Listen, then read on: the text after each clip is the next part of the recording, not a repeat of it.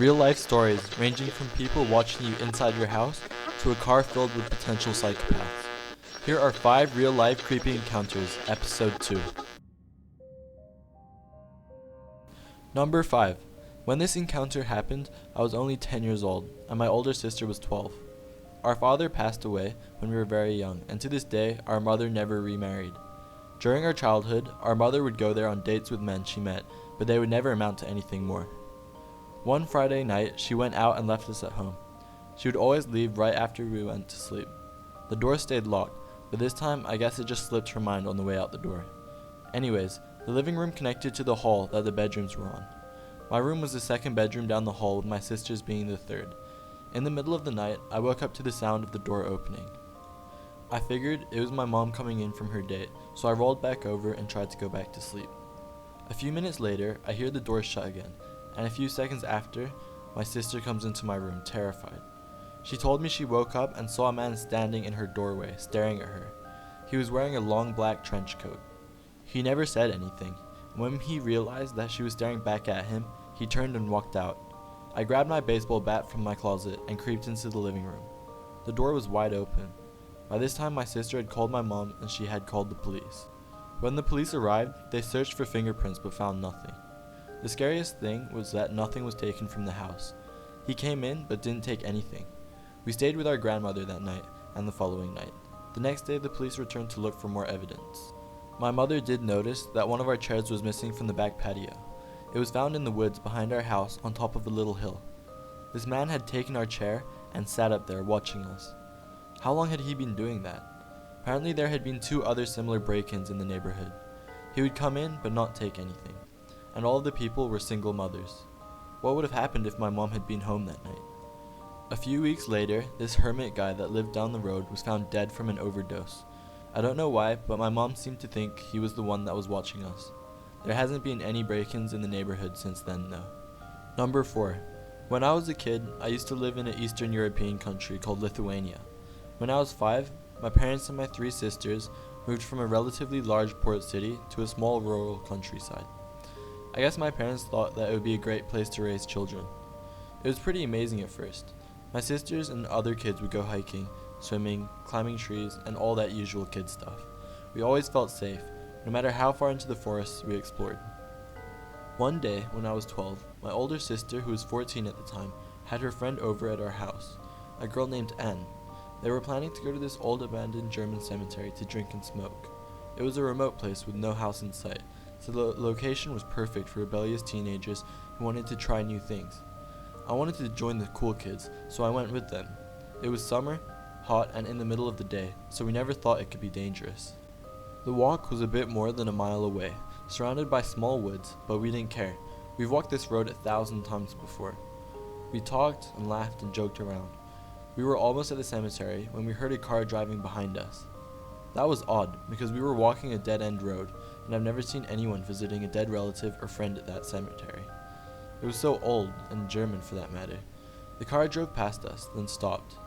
It was like whoever was inside was waiting for us to catch up. We were walking at a slower pace now, observing the car, when it suddenly began to drive in reverse, right towards us. I was feeling uneasy now, because I could see that the car was filled with young men. 5 of them. Anne looked a bit worried too. They pulled over when they reached us, rolled down their windows and started chatting with us, asking us where we were headed, how old we were, and if we would like to ride around with them. Anne and I were quiet, looking at each other, both with worried expressions on our faces. My older sister, however, the brat that she was acting all cocky and indifferent, telling them to piss off and leave us alone. They clearly didn't like her answers, so the driver opened the car door and got out, now practically screaming at us to get in. I grabbed Anne's hand and turned around and ran like the devil was chasing me, hoping that my sister would follow. Thankfully, she did. We ran back the way we came, just praying that they would not follow, but no such luck. As I turned my head to look, I saw them turning the car around and heading right for us. They were screaming something at us, driving full speed, and that's when I realized they were going to catch us. I screamed at Anne and my sister to run to the side of the road, into the woods. Surely they couldn't follow us in the car there. They didn't. We hid behind the bushes deeper into the forest, looking at their car, just making circles around the little forest. We couldn't get home if they kept driving around like that. They clearly knew that and were scaring us on purpose, driving back and forth, laughing and taunting us. And then it happened. I heard police sirens rapidly approaching. We didn't call them. We had no cell phones. The guys in the car looked to be panicking now. They quickly turned around and sped off, towards the cemetery and out of sight. The police vehicles drove past us, right in the direction of where those creeps went. We were starting to stand now, ready to run back home, when we heard several loud bangs coming from the cemetery. It was gunshots. We hightailed it out of there as fast as we could. To this day, I don't know if those guys had guns or if it was just the cops, but they were clearly pretty dangerous. I'm just glad we got out of there in time.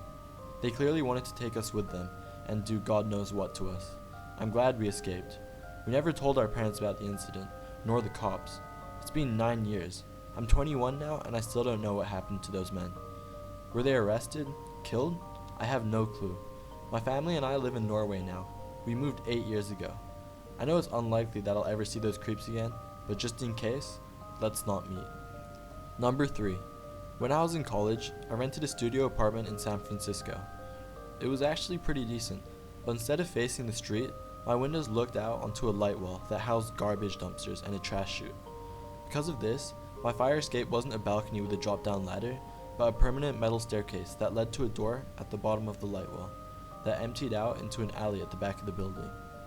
The window to the fire escape was right next to my futon. One night, when my boyfriend at the time was visiting from out of town, we had some drinks and smokes, and fell asleep with the window open. During the night, I woke up from the cold, and as I turned to close the window, I was confronted by a blank, leering face. In my sleepy stupor, I blurted out, "What the fuck?" and he promptly scurried away. I slammed the window shut, closed the curtains, and woke up my boyfriend, trying to convince him of what I saw. But he assumed that it was just a bad dream on my part and went back to sleep. The next morning, I found a broom on the fire escape that wasn't there before, as proof that I hadn't imagined the encounter. I'm guessing a crackhead found the alley door ajar, found the broom in the garbage pile, and decided to go peeping. At this point, I should explain that my apartment building was in downtown San Francisco, very close to the Tenderloin, so the next instance is probably not related, aside from being probably another crackhead. But at this time, my brain reacted as if it were. A few months later, I'm alone in my apartment, cooking myself dinner when I come out of my kitchenette to see a crazy looking dude on my fire escape. Again, this time without thinking, I jolt towards the window, swearing like a schizophrenic pirate and flailing my limbs so much that my hand shatters the window, and he frantically runs down the fire escape and out the door to the alley. After he ran, I looked down and noticed lots of bright red spots on the floor, and realized that the window had sliced my wrist open. I bandaged myself up, called my parents in San Jose, and sat in a chair with a chef's knife facing the window until my mom drove up and kept me company until morning. Number 2. So I was about 13 years old at the time. It was the end of the summer before I was about to go to 8th grade. The entire summer leading up to August was mainly my parents, especially my mom, making a huge deal about going to Russia and seeing our relatives, and made me and my older sister brush up on our Russian for weeks before we left. So we had just spent about 10 of our 14 days mainly in St. Petersburg. Our cousin had just left to go back home with their grandmother, so we were still there with our uncle and aunt. The entire group was me, my mother, my sister, my uncle, and my aunt. Before we left, our mom wanted to see one of the parks there, just to walk around and enjoy some fresh air. By the time we entered the park though, my sister and I were sick of walking, so we walked on a bit with our mom and her brother and sister-in-law, but soon sat down on a nearby bench, where we just talked and played Kick the Pigeon. As we were talking, I noticed some people walk past, but none of them are stopping near us. I'm fairly sure I just saw the same guy walk back and forth several times. I squinted to see if I could make out any features, but I couldn't. I just knew it was some bald guy wearing a suit. This didn't bother me that much though. I just assumed he was lost or something, so I continued talking to my sister. Eventually, I noticed a bald guy in a suit stand in front of the hedge on the other side of the walkway. I assumed he was just passing though, but when I looked back, he was still just standing there, just facing the hedge. Eventually, as my sister and I go back to our Kick the Pigeon game, she gives me a disgusted look and looks over at the man and says to me, "Oh my god, is that guy peeing?" I glance over at the man and see his face. I can tell he's smiling and looking right at me. He has something out on his hand and is making some motions that suggest he's not peeing. My sister then gasps and says, "He's not peeing," We sit there shocked for a second as we see his smile grow wider. His eyes are locked on me and not my sister. I open my mouth to try and say something to him, but before I can, my sister stands up and begins screaming at him. In English, "You fucking sicko! What the fuck are you doing in front of a child? You're sick for getting off on little boys, you disgusting piece of shit." At this point, the man begins to run into the forested area and hides behind one of the small withered trees, all the while smiling and laughing like he's amused by my sister's anger. She begins to grow annoyed and shouts, "I can still see you, you fucking dumbass. Get the hell out of here." He proceeds to laugh and hop away down the walkway, while my sister and I run to find our mom. We told her what happened and we could still see him running, so she whistled at him and said in Russian, "Hey pervert, get over here and show us what you have and not just my children." My sister and I were horrified at the fact our mom thought this shit was really funny. Our uncle just said, "Oh, they saw an exhibitionist? Was it your first time seeing one?" Then he laughed. I guess, looking back on it, it's far more humorous than it is scary. The guy was too much of a pussy to do anything to us, even though my sister and I kept looking over our shoulders in case he might come back. Number 1. So this happened about a month ago when I was in Canada traveling. For background, I'm a 20-year-old girl and American. We had just finished dinner, and the guys I was traveling with wanted to head off to the mall, but I was tired and just wanted to go back to my hotel room. They kept the car, and so I took the 20-minute walk back to the hotel on my own. By the time I made it back, the sun was starting to set. Our hotel happened to be right next to one of the Great Lakes, and the view was absolutely stunning. I stayed outside for a few minutes, just looking at the view. There was a nice boardwalk right along the lake, and then I went back to drop off the leftovers and grab my camera for some photos. I came back out the side door of the hotel because it was closer to the boardwalk and took a few photos. It was pretty empty outside since it was getting dark, just a few people unloading their cars in the parking lots. But luckily I caught a middle-aged couple, Bob and Linda, walking their dog and asked them if they could take a few photos of me. Normally I hate photos and just take them of the scenery, but my mom had been bugging me to email her a few good ones of myself because she missed me, and I figured now would be as good a time as ever. They were super nice and took a few photos, and I chatted with them for a few minutes, but as I made to leave, Linda leaned over and said, "I just want you to be aware, but there's a man that's been trailing you down the boardwalk. We noticed earlier, and I didn't really like the way he's been looking at you." I immediately guessed who she was talking about. There was a guy who I had accidentally made eye contact with when I came out the side door. He was leaning against the wall right next to the door and smoking a cigarette. Baggy black pants, tattoos, black t-shirt. Looked a little out of place for where we were, since it was the expensive part of the city. Really expensive hotel, and everyone there was basically nicely dressed families and businessmen in suits. Something about him in that split second of eye contact had just felt off. But I just dismissed it as me being paranoid for being alone in a foreign city. A few minutes after I had walked towards the boardwalk, I even glanced to see if he was still at the door, but couldn't see him anymore. Evidently did not look hard enough. Really freaked me out that he had been following me, and I had stupidly not even picked up on it. Really thrown off, I told them I'd stay and talk to them for a little bit longer, just to make sure he was gone. We didn't see him around anymore, and probably stayed there for another 20 to 30 minutes at least. They were really nice and helpful about places to go in the city, since it was my first time there. But then it was actually pretty dark, so I told them that since the guy had gone, I would head back. They said they were headed off too, but turned out we were actually staying at my hotel, which we figured out when we were walking the same way.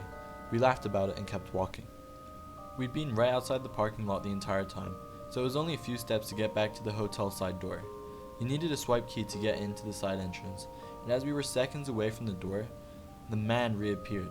Bob didn't notice because he was already swiping the key, and I was directly behind Bob, but the creeper cut in right behind him. I'd been following Bob pretty closely, so there was barely enough room in front of me. Linda had only seen him from a distance before, and therefore didn't know that that's who he was. So I whispered to her that this was the guy while he was 2 feet away, and internally panicked as we walked towards the elevators. Bob was still not clued in, and I didn't know how to tell him, given that he was standing directly next to the creeper. I didn't know what to do, because I was staying alone in my room, and my room was on a different floor than all the guys, even though they weren't back yet.